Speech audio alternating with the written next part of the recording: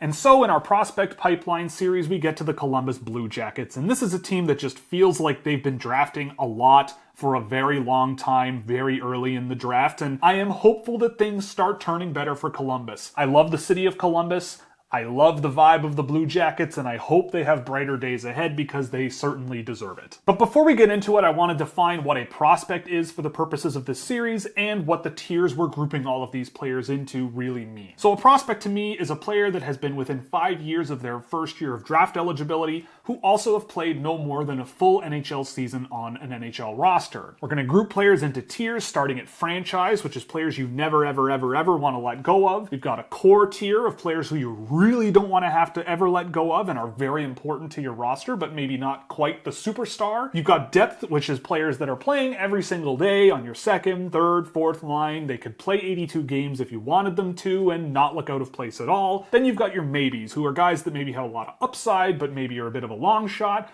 or have a bit of a lower floor, a bottom six guy, but might not have quite enough to get there. And then there's everybody else, and that's just everyone else, and they maybe have a shot, but are pretty big long shots. So we'll get started in the core tier. Now, there are some Columbus Blue Jackets fans who are going to be looking at this and going, well, there should be more guys at this level. But in terms of the confidence of being extremely important NHL players on this roster, I limit it to Caden Lindstrom and David Jiricek. I think both of those guys have the size, the physicality, the two-way play to really make a good positive impact in the NHL. I think Caden Lindstrom has a tremendous amount of offensive upside that could be nurtured and developed into something really positive. I hope David Jiricek gets a real shot at making the NHL roster and playing some serious minutes for the Blue Jackets this year. I think defensively speaking, he didn't look out of place for the Blue Jackets when I saw him this year, and he did have a really good season in the AHL. The depth category is where there's a lot of meat on the bones for the Columbus Blue Jackets here. Gavin Brindley is in here, Denton Mateychuk is in here. William Whitelaw might not have had the most productive season with the University of Wisconsin, but he is going to a much better program in Michigan now, where maybe he's the heir apparent to Gavin Brindley. We've also got Luca Pinelli, who is a tremendously productive goal scorer in the OHL, who I think is probably going to be among the league leaders in scoring this season. And there's just a lot of really interesting players on the roster here.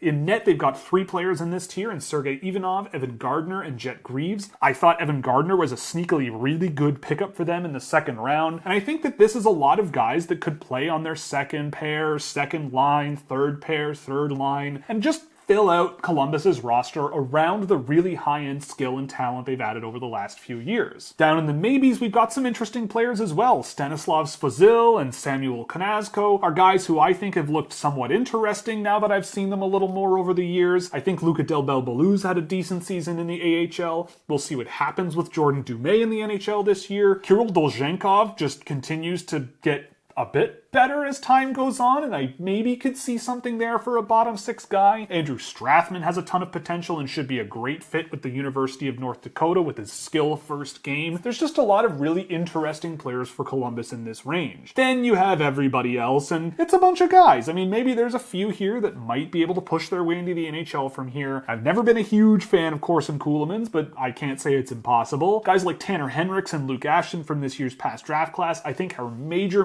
long shots, but they really do push the envelope of maybe being a player that's in the maybe category, but I just feel like there's a lot of development ahead for those players to get to that point. And in net, you've got Melvin Strahl and Nolan Lalonde. And really just the everyone else tier are guys that, analytically speaking, are probably the biggest long shots in the pipeline to make an NHL name for themselves. But again, it's not impossible, and we'll see how things go. So that's it for the Columbus Blue Jackets. If you liked it, you can click like on the video or subscribe. If you really liked it, you could go to Scouching.ca, where a subscription gets you exclusive written content, exclusive data tables you won't find anywhere else, and a Discord server and plenty of other cool stuff you can check out at Scouching.ca. So that's it for the Columbus Blue Jackets, and up next we're going to be looking at the Detroit Red Wings, so stay tuned for that one.